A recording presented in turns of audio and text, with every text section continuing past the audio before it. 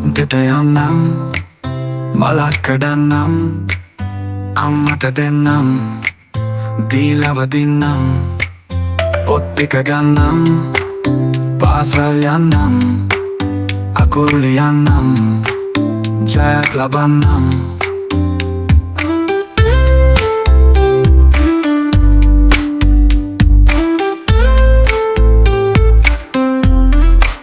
වත්තට යන්නම්